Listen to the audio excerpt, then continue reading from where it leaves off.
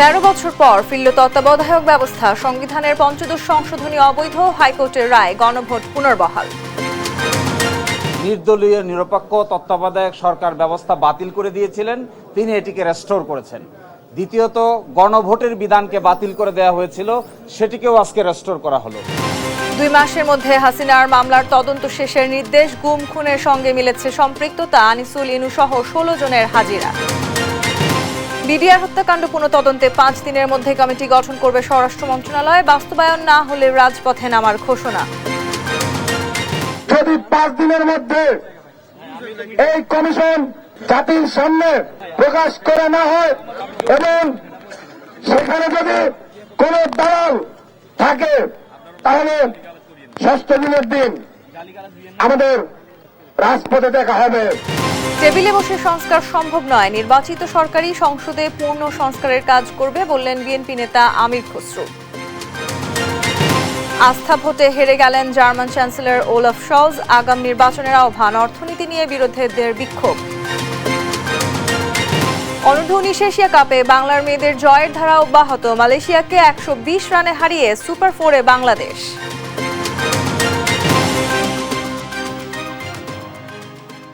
দেখছিলেন শিরোনাম সংবাদ, দুপুরের সঙ্গে আছি আমি তাসনুভা তন্নি। পঞ্চদশ সংশোধনী আংশিক বাতিল করে রায় দিয়েছেন হাইকোর্ট। এই সংশোধনীর মাধ্যমে সংবিধানের মৌলিক কাঠামো ধ্বংস করা হয় বলে পর্যবেক্ষণ দিয়েছেন আদালত। বিচারপতি ফারহা মাহবুব ও বিচারপতি দেবাশিস রায় চৌধুরীর হাইকোর্ট বেঞ্চ এই রায় দেন। সংবিধানের সৌন্দর্য, জনগণের ক্ষমতায়ন উল্লেখ করে আদালত জানান, সংবিধানের মূল কাঠামো গণতন্ত্র, আর সুষ্ঠু ও গ্রহণযোগ্য নির্বাচনই পারে গণতন্ত্র প্রতিষ্ঠা করতে। রায়ে সন্তোষ প্রকাশ করেন রিটকারীর আইনজীবীরা। আইনজীবী শরীফ ভুইয়া বলেন, এই রায়ে কর্তৃত্ববাদী সরকার ব্যবস্থার অবসান হলো, ফিরল তত্ত্বাবধায়ক সরকার ব্যবস্থা, আর রায়ে জনগণের সার্বভৌম ক্ষমতাকে প্রাধান্য দেওয়া হয়েছে বলে মনে করেন শিশির মনির। আইনজীবী জয়নুল আবেদিন বলছেন, জনগণকে অবজ্ঞা করে পঞ্চদশ সংশোধনী এনেছিল আওয়ামী লীগ।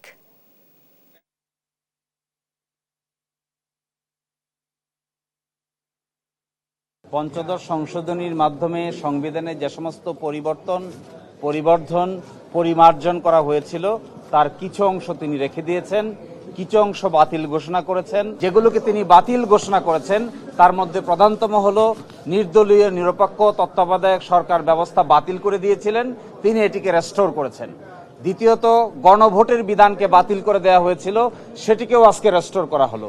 এই অন্তর্বর্তীকালীন সরকারের কার্যপরিধি এবং কখন ওদের কার্যপরিধির সমাপ্তি হবে, এগুলো ওনারা যেভাবে গঠিত হয়েছেন, ডক্ট্রিন অফ নেসেসিটি এবং মানুষের জনগণের ইচ্ছা এবং চাহিদা, সেটা অনুযায়ী এটা নির্ধারিত হবে। 15th amendment is unconstitutional and ultra virus to the constitution. সুতরাং এই জাজমেন্ট এখন থেকে আর টিকে থাকতে পারে না, এবং তারা যে সমস্ত আর্গুমেন্ট উল্লেখ করেছেন সেগুলো প্রত্যেকটাই যুক্তিযুক্ত, এবং তার উপরে ভিত্তি করেই আদালত জাজমেন্ট দিয়েছেন, এবং জনগণ তাতে খুশি, আমরাও খুশি। আওয়ামী লীগের 16 বছর ধরে গোপন কারাগারের যত গুম, নির্যাতন ও খুনের ঘটনা ঘটেছে তাতে শেখ হাসিনার সরাসরি সম্পৃক্ততা মিলেছে, এমনটাই জানালেন আন্তর্জাতিক অপরাধ ট্রাইব্যুনালের চিফ প্রসিকিউটর তাজুল ইসলাম। সকালে 16 আসামিকে আন্তর্জাতিক অপরাধ ট্রাইব্যুনালে হাজির করে প্রসিকিউশন। এ সময় শেখ হাসিনার বিরুদ্ধে তদন্তের অগ্রগতি তুলে ধরে আরও 2 মাস সময় চান তদন্ত কর্মকর্তা। আবেদন মঞ্জুর করে 2 মাসের সময় দেন ট্রাইব্যুনাল। সেই সঙ্গে পরবর্তী শুনানির জন্য 18 ফেব্রুয়ারি দিন ধার্য করা হয়। এর আগে সকালে জুলাই গণহত্যা ও মানবতা বিরোধী অপরাধের মামলায় ট্রাইব্যুনালে হাজির করা হয় সাবেক মন্ত্রী আনিসুল হক, দীপু মনি, রাশেদ খান মেনন, হাসানুল হক ইনু, জুনাইদ আহমেদ পলক, আমির হোসেন আমু সহ 16 আসামিকে।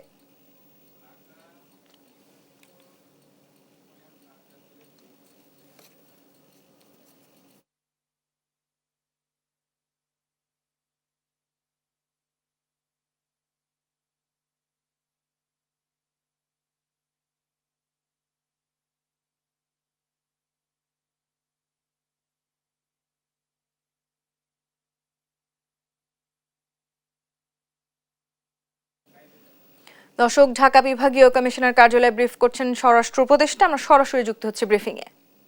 এমপি ছিল, উনি কিন্তু আগে সব কটা বিভাগে দিয়েছে, সব কটারই কিন্তু উনি আগে ভাগাই দিছে। মানে ওইরকম তো এই দিন ক্ষেত্রে হয়েছে, এরা আগেই চলে গেছে, এরা তো বুঝতে পারছে যে আমরা তো ধরা খেয়ে যাবো। স্যার, শেখ হাসিনাকে ফিরিয়ে আনার বিষয়ে ইন্টারপোলের সাথে যে পদক্ষেপ নেওয়া হয়েছে সেটি কি পদক্ষেপ নেওয়া হয়েছে? ইন্টারপোলে তো আমরা লিখছি, জানতে চেয়েছে কোর্ট। ইন্টারপোলের ক্ষেত্রে আমরা তাদের এই আইজি সাহেব থাকলে আরো আপনার ভালোভাবে বলতে পারতো, আমরা কিন্তু তাদের অলরেডি আবার রিমাইন্ডার দিয়েছি, যেহেতু এটা একটা পাবলিশ হইতে হয়, যেটা এখনো পাবলিশ হয়নি, আমরা কিন্তু তাদের টাইম টু টাইম অবহিত করতেছি যে এটা তাড়াতাড়ি তোমরা পাবলিশ করো। ইন্টারপোলকে টাইম টু টাইম আপনারা অবহিত করতেছেন, যেটা আমরা তো অলরেডি পাঠিয়ে দিচ্ছি। স্যার একটু বলবেন, আপনারা বারবার বলছেন এই যে গায়েবানা মামলা, যারা আসলে জায়গায় ছিল না, স্পটে ছিল না, বিদেশে ছিল, আমি নিজে এখন কাজ করছি সেটা নিয়ে, অনেক ডিসেম্বর থেকে তারা বিদেশে, তারা 5 আগস্টের মামলায় পড়েছে। আপনারা বলছেন যে কিছু হবে না, কিন্তু তারা তো ফেরারি, তারা দেশে আসতে পারছে না, যারা দেশে আছে তারা লুকিয়ে আছে। আপনারা কিভাবে আশ্বস্ত করবেন যে আপনারা সুস্থভাবে চলাফেরা করলে কিছু হবে না? এরা তো দিন শেষে ভুক্তভোগী। শোনো, আমরা আপনাদের মাধ্যমে আবার আজকেও আশ্বস্ত করতে চাই, যেহেতু আমরা এটা কিন্তু আপনাদের মিডিয়া দিয়েছি, একটা বিজ্ঞপ্তি আকারও আমরা কিন্তু এটা দিছি। প্রথমে এইভাবে আমার পিয়ারও আছে না, বিজ্ঞপ্তি আকারও দিছি, এটা নিয়ে কিন্তু আজকে অনেকবার আলাপ হয়েছে। এখন এটা আপনারাও আশ্বস্ত করেন, আমরাও আশ্বস্ত করি যে যারা দোষী না তাদের কোনো কিছুই হবে না। আপনি এরকম বলেন যে এরকম একটা নির্দোষী, মানে তাকে আইনের আওতায় আমরা নিছি, আপনি 2-1টা এক্সাম্পল দেন যে অমুকে এটা করে নাই কিন্তু তার নেওয়া হয়েছে। এখন যদি তার আবার যাদের ভিতরে যদি অন্য সন্দেহ থাকে তো সে তো অন্য সন্দেহে ভুগতেছে। দর্শক, এতক্ষণ সরাসরি যুক্ত ছিলাম স্বরাষ্ট্র উপদেষ্টার ব্রিফিংয়ে। বৈষম্য বিরোধী ছাত্র আন্দোলনের দাবির মুখে বিডিআর হত্যাকাণ্ডে ন্যায় বিচার নিশ্চিতে আগামী 5 কার্যদিবসের মধ্যে তদন্ত কমিটি গঠনের সিদ্ধান্ত জানিয়েছে স্বরাষ্ট্র মন্ত্রণালয়। এই কমিটির আকার হতে পারে 5 থেকে 9 সদস্যের।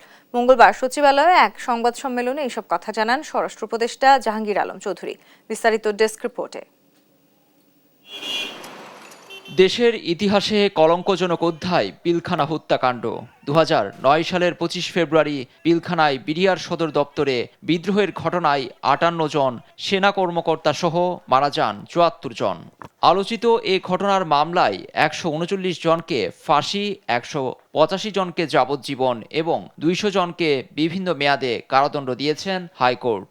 গেল 5 আগস্ট শেখ হাসিনার পতনের পর পিলখানা বিদ্রোহের মামলায় পুনঃতদন্ত চেয়ে দাবি তোলেন বৈষম্য বিরোধী ছাত্র আন্দোলনের নেতারা। এমন প্রেক্ষাপটে বিডিআর হত্যার তদন্তে কমিশন গঠনের কথা সামনে আসে, কিন্তু গত 15ই ডিসেম্বর বিডিআর হত্যায় কমিশন গঠন হচ্ছে না। স্বরাষ্ট্র মন্ত্রণালয়ের এমন সিদ্ধান্তে অসন্তোষ দেখা দেয় সব মহলে। এমনকি এ ঘটনায় কেন কমিশন নয় এ দাবিতে মঙ্গলবার আইন উপদেষ্টার কার্যালয় ঘেরাওয়ের ঘোষণা দেয় বৈষম্য বিরোধী ছাত্রদের কয়েকজন সমন্বয়ক। এমন দাবির মুখে মঙ্গলবার সকালে সচিবালয়ে সংবাদ সম্মেলন ডেকে স্বরাষ্ট্র উপদেষ্টা আগামী 5 দিনের মধ্যে কমিটি গঠনের ঘোষণা দেন। বিডিআর হত্যাকাণ্ডের ন্যায় বিচার নিশ্চিতকরণে আগামী 5 কার্য দিবসের মধ্যে একটি তদন্ত কমিটি গঠন করা হবে। অথবা আপনি যেটা বলছেন মানে হয়তো হইতে পারে। এই কমিটিতে থাকবেন হলো অবসরপ্রাপ্ত বিচারক, সিভিল সার্ভিস, সশস্ত্র বাহিনী ও পুলিশের অবসরপ্রাপ্তদের নিয়ে গঠিত করা হইবে। তিনি বলেন, বিডিআর হত্যাকাণ্ডে পূর্ণ তদন্ত ও ন্যায় বিচার নিশ্চিতে বদ্ধপরিকর অন্তর্বর্তী সরকার। বিডিআর হত্যাকাণ্ডে পূর্ণ তদন্ত এবং ন্যায় বিচার নিশ্চিতকরণে অন্তর্বর্তীকালীন সরকার বদ্ধপরিকর। পিলখানায় নারকীয় ওই হত্যাকাণ্ডের পর বাহিনীটির নাম পরিবর্তন করে রাখা হয় border guard Bangladesh, BGB. News desk, Desh TV. এদিকে স্বরাষ্ট্র উপদেষ্টার ঘোষিত সময়ের মধ্যে কমিশন গঠন না হলে 6ষ্ঠ দিনে ভুক্তভোগী পরিবারের সদস্যদের নিয়ে রাজপথে নামার হুঁশিয়ারি দিয়েছেন বৈষম্য বিরোধী ছাত্র আন্দোলনের সমন্বয়ক মাহিন সরকার। সকালে জাতীয় শহীদ মিনারে বিডিআর হত্যাকাণ্ডের ভুক্তভোগী পরিবারের সমাবেশে এই হুঁশিয়ারি দেন তিনি। এ সময় কমিশনে ভুক্তভোগী পরিবারের সদস্য, সাবেক সেনা সদস্য ও ছাত্র প্রতিনিধি রাখার দাবি জানান। এছাড়া বিজিবির নাম বাংলাদেশ রাইফেল করার দাবি করেন তিনি। সমাবেশে বিচারের নামে নিরপরাধ বিডিআর সদস্য এখনও জেলে বন্দীদের দ্রুত মুক্তির দাবি জানান ভুক্তভোগী পরিবারের সদস্যরা।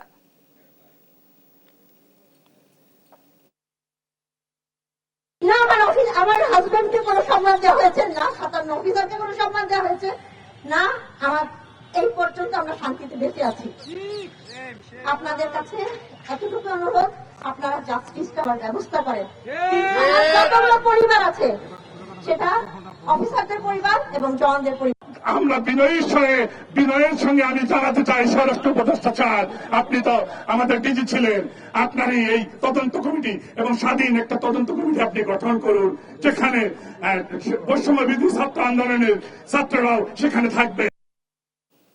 কয়েকজন লোক টেবিলে বসে সংস্কার করা যায় না। জনগণের ম্যান্ডেট নিয়ে নির্বাচিত সরকারই সংসদে পরিপূর্ণ সংস্কার করবে বললেন বিএনপির স্থায়ী কমিটির সদস্য আমির খসরু মাহমুদ চৌধুরী।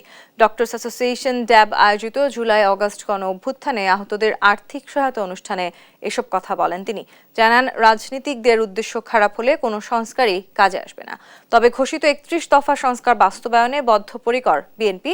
আওয়ামী লীগ দেশকে ধ্বংস করার পরও যে দাঁড়িয়ে আছে তা জিয়াউর রহমানের সার্বিক সংস্কারের ফসল।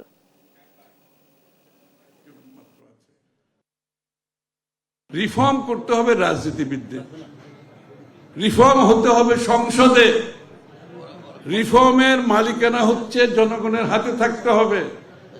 আমরা কিছু লোক বসে এখানে কিছু রিফর্ম করে ফেলবো আর বাংলাদেশ 50 বছর এভাবে চলবে, এর থেকে ভুল ধারণার কিছু হতে পারে। বাংলাদেশের রিফর্ম হবে আগামী দিনে সংসদে জনগণের ম্যান্ডেট নিয়ে। জাতীয় নির্বাচন ইভিএম এ নয়, ব্যালটে হবে বলে জানিয়েছেন প্রধান নির্বাচন কমিশনার এএমএম নাসির উদ্দিন। মঙ্গলবার দুপুরে রাজধানীর আগারগাঁও নির্বাচন ভবনে গণমাধ্যমের সঙ্গে আলাপকালে তিনি এই কথা বলেন।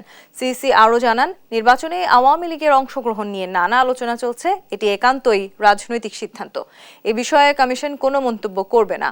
এ সময় সুষ্ঠু নির্বাচন ও বৈষম্যহীন দেশের জন্য ছাত্ররা আন্দোলন করেছে উল্লেখ করে তিনি বলেন, ছাত্র জনতার রক্তের সঙ্গে বেইমানি করা যাবে না। এর আগে সোমবার নির্বাচন কমিশনার তাহমিদা আহমেদ বলেন, 2025 সালের শেষে বা 2026 সালের জানুয়ারিতে জাতীয় নির্বাচন আয়োজনে প্রস্তুত আছে নির্বাচন কমিশন।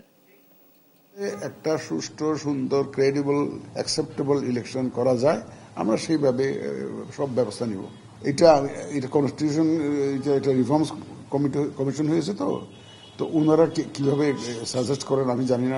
আবার মাননীয় প্রধান উপদেষ্টা আবার রাজনৈতিক দলের সাথে আলোচনা করবেন, তো আলোচনা করে ওনারা কি সিদ্ধান্তে আসেন, এটা ওখান থেকে না আসলে আমরা কিছু, ওয়ান্স ইট ইজ ডিসাইডেড দেয়ার কনস্টিটিউশনে, যখন এটা ইনকর্পোরেট হয়ে যাবে তখন আমরা এটার মধ্যে ঝাঁপিয়ে পড়বো। সিনিয়র সহকারী সচিব থেকে যুগ্ম সচিব পর্যন্ত পদোন্নতির জন্য পরীক্ষা নেওয়ার সুপারিশ করবে জনপ্রশাসন সংস্কার কমিশন। পদোন্নতির জন্য সেখানে পেতে হবে সর্বনিম্ন 70 নম্বর। ক্যাডার পরিবর্তনের ক্ষেত্রেও পরীক্ষার সুপারিশ থাকবে। সকালে সচিবালয়ের জনপ্রশাসন সভাকক্ষে সাংবাদিকদের সঙ্গে মতবিনিময় করে জনপ্রশাসন সংস্কার কমিশন। কমিশন প্রধান আব্দুল মুঈদ চৌধুরী জানান, নাগরিকদের পাসপোর্ট করতে পুলিশ ভেরিফিকেশন বন্ধ করতে সুপারিশ করা হবে। এছাড়া শিক্ষা ও স্বাস্থ্যকে স্বতন্ত্র ক্যাডার করারও প্রস্তাবনা থাকবে। তিনি জানান, গণতন্ত্রকে কখনো আমলাতন্ত্র রক্ষা করতে পারে না।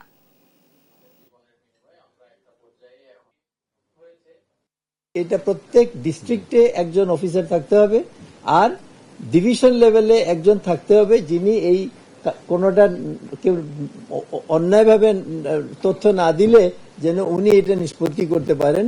সেন্ট্রাল লেভেলে থাকবে শুধুমাত্র ওখানেও যদি না হয়, এটা আমরা একেবারে খুব শক্তভাবে এবং আইনে একটা সংশোধনী আমরা দেব ইনশাল্লাহ, যাতে করে এই জিনিসগুলো করা যায়।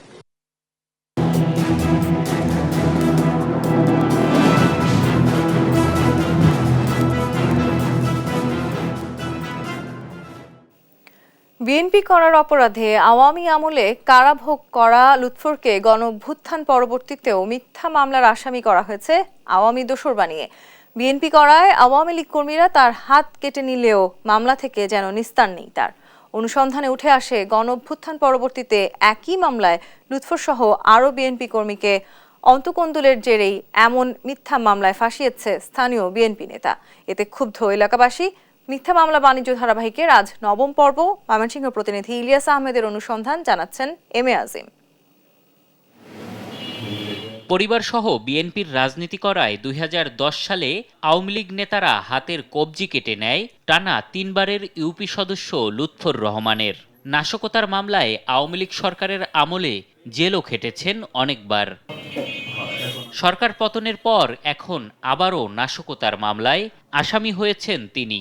তবে স্বৈরাচারের দোসররা নয়, খোদ বিএনপি নেতাদের করা মামলাই আসামি আবারও লুৎফর। এখন দেশের এত কিছু পরিবর্তন, আমাদের সামনে সুসময় আসতেছে, সেই সময়ও আমি বাড়িতে থাকতে পারতেছি না। আমার নামে আবার আমাকে আওয়ামী লীগ বানিয়ে আমার নামে মামলা দেওয়া হইল। শুধু লুৎফুর নয়, দলীয় কোন্দলে দুটি নাশকতার মামলায় আসামি এখনো অনেক বিএনপি নেতাকর্মীরা। এখন যদি বিএনপি আবার বিএনপি তারা মামলা করে, তো এটা একটা দুঃখজনক। সাজানো মামলায় প্রতিহিংসাবশত আসামি করা নিয়ে ক্ষুব্ধ স্বজন ও এলাকাবাসী। তারা বলছেন, এতে বিএনপির ভাবমূর্তি ক্ষুণ্ণ হচ্ছে। অবিস্পুরা কেসি বর্তমানে কেসটা চলতেছে। আমি কোনো পার্টির সাথে জড়িত না, আমাকে হয়রানি করা হইতেছে। আমি একজন মামলার আসামি, পলাতক হিসেবে আছি। আমার পরিবার, আমার গোষ্ঠী যা আছে সকলে আমরা বিএনপি করি। আমি নিজে একজন বিএনপি সদস্য। আমি এই অবস্থায় কেন্দ্রীয় নেতৃবৃন্দের কাছে আমি এই বিচারটা চাই। জেলার পুলিশ সুপার বলছেন, নিরপরাধ কেউ আসামি হয়ে থাকলেও পুলিশ তাদেরকে হয়রানি করছে না। চার্জশিট থেকে বাদ দেয়া হবে তাদের নাম। কাউকে গ্রেপ্তারের পূর্বে মামলাটার এজাহারভুক্ত আসামিদের সম্পর্কে পুঙ্খানুপুঙ্খানুভাবে জেনে অনুসন্ধান করে তারপর গ্রেপ্তার করা হয়। গত ৫ আগস্টের পর জেলায় রাজনৈতিক মামলা হয়েছে ৩০টি। এতে ১,৭১৬ জনের নাম সহ ৫,৫৭৫ থেকে ৭,০৪৫ জনকে আসামি করা হয়েছে। মোট গ্রেপ্তার করা হয়েছে ১৯২ জনকে। এম এ আজিম, দেশ টিভি, ঢাকা। দেখছেন সংবাদ দুপুর। পৌষের শুরুতে কুয়াশা কম থাকলেও অব্যাহত রয়েছে শীতের দাপট। এতে বিপাকে পড়েছেন শ্রমজীবীরা। হাসপাতালেও বাড়ছে শীতজনিত রোগে আক্রান্তের সংখ্যা। বেশিরভাগ স্থানেই শীতার্তরা কোনো সহায়তা পাচ্ছেন না। এদিকে ঘন কুয়াশা ও ডুবোচরের কারণে দক্ষিণ পশ্চিমাঞ্চলের ২১ জেলার সঙ্গে যোগাযোগের সহজ মাধ্যম ভোলা লক্ষ্মীপুর রুটে ফেরি চলাচলে বিঘ্নিত হচ্ছে। এতে ভোগান্তি পোহাতে হচ্ছে যাত্রী ও চালকদের। সহকর্মীদের পাঠানো তথ্যছবিতে সালমা জাহানের ডেস্ক রিপোর্ট। শৈত্য প্রবাহ কাটলেও চুয়াডাঙ্গায় এখনও তীব্র শীত অনুভূত হচ্ছে। এ জেলায় সকাল ৯টায় তাপমাত্রা রেকর্ড করা হয় ১০.৯ ডিগ্রি সেলসিয়াস। তাপমাত্রা বাড়লেও রোদ দেরিতে ওঠায় শীতের দাপট রয়েছে। প্রয়োজন ছাড়া ঘরের বাইরে বের হচ্ছেন না কেউ। তবে শীত উপেক্ষা করে কাজে যেতে হচ্ছে শ্রমজীবীদের।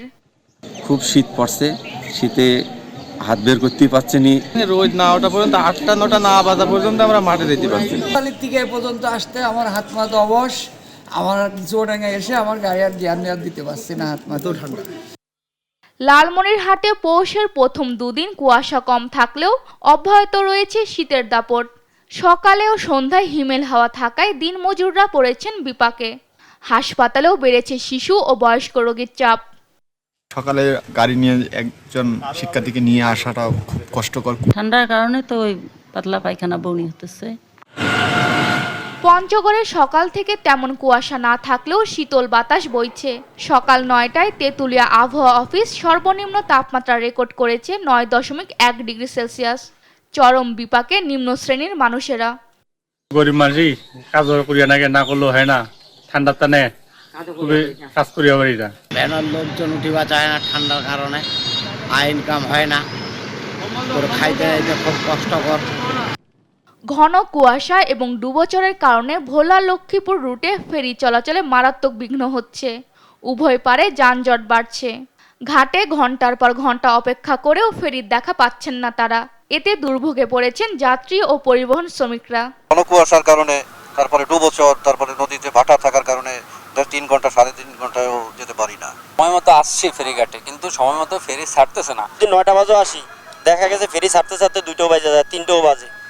তবে বিষয়টি BIWTA কর্তৃপক্ষকে জানানো হলেও এখনো সমাধান হয়নি বলে অভিযোগ ফেরি কর্তৃপক্ষের। এটা থেকে উত্তরণের জন্য আমরা চিঠি দিয়েছি, যদি BIWTA রেজিনটা করে দেয় তাহলে আমাদের এখান থেকে আমরা বের হতে পারবো। সারা দেশে মৃদু শৈত্য প্রবাহ চলছে জানায় আবহাওয়া অফিস। সালমা জাহান, নিউজ ডেস্ক, দেশ টিভি। বাগেরহাটে 144 ধারা ভঙ্গ করে পুলিশের সামনেই সমাবেশের প্রস্তুতি নিচ্ছে কোচো উপজেলা বিএনপি। চলছে মঞ্চ তৈরির কাজ। ইতিমধ্যে বাগেরহাট জেলা বিএনপির আহ্বায়ক এটিএম আকরাম হোসেন তালিম, সাবেক সভাপতি এম এ সালাম সহ জেলার গুরুত্বপূর্ণ নেতারা সমাবেশের স্থল পরিদর্শন করে নির্ধারিত সময়ে সমাবেশ শুরুর ঘোষণা দেন। এর আগে বিএনপির দুপক্ষ পাল্টাপাল্টি সমাবেশ ডাকায় সোমবার রাতে 144 ধারা জারি করে প্রশাসন।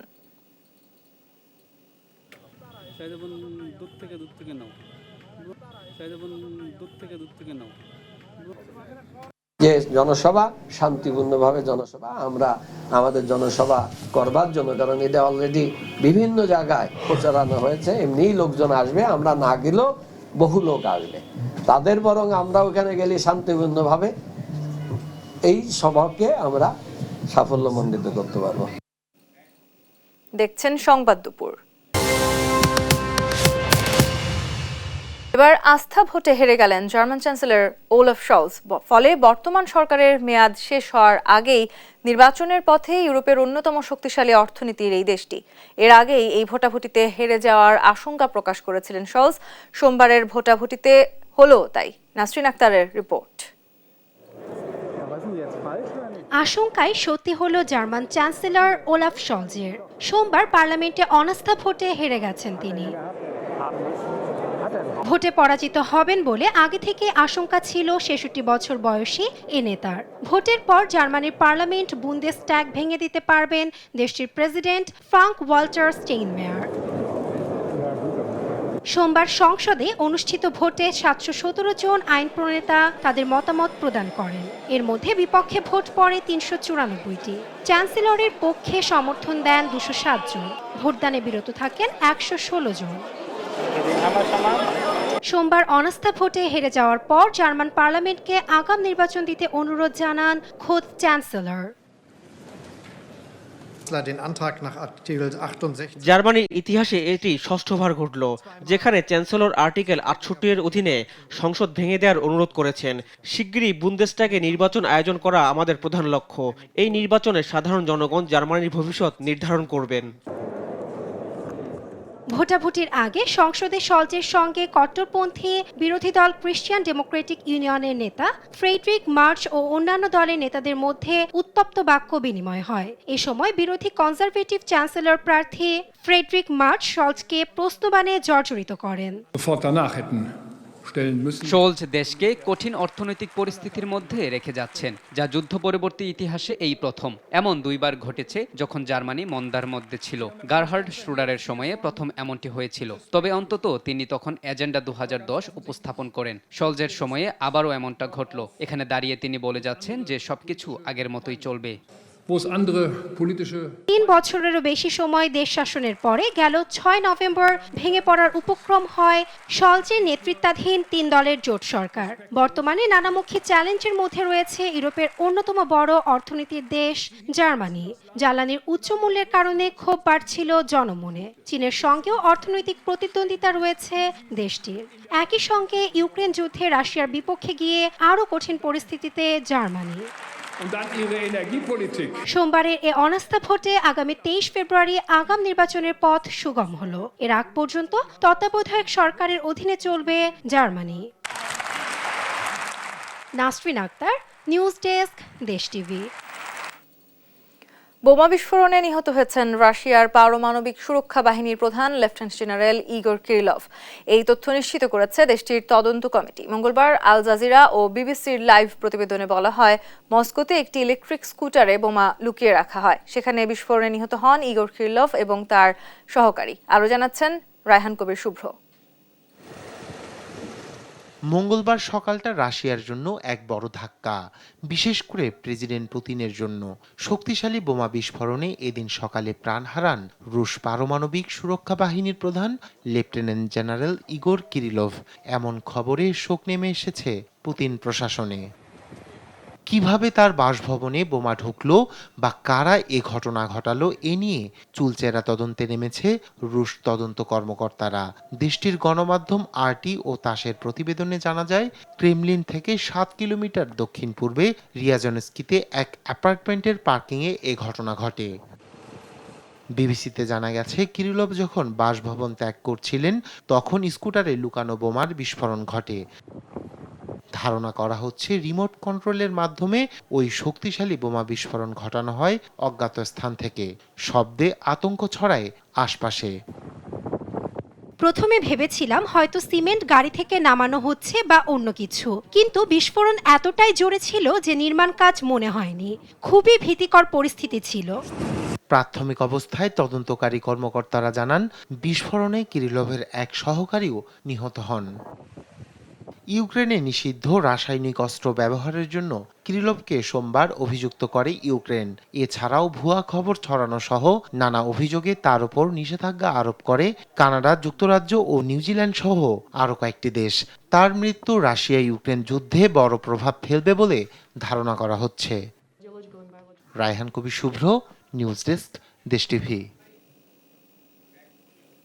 দেখছেন সংবাদ দুপুর।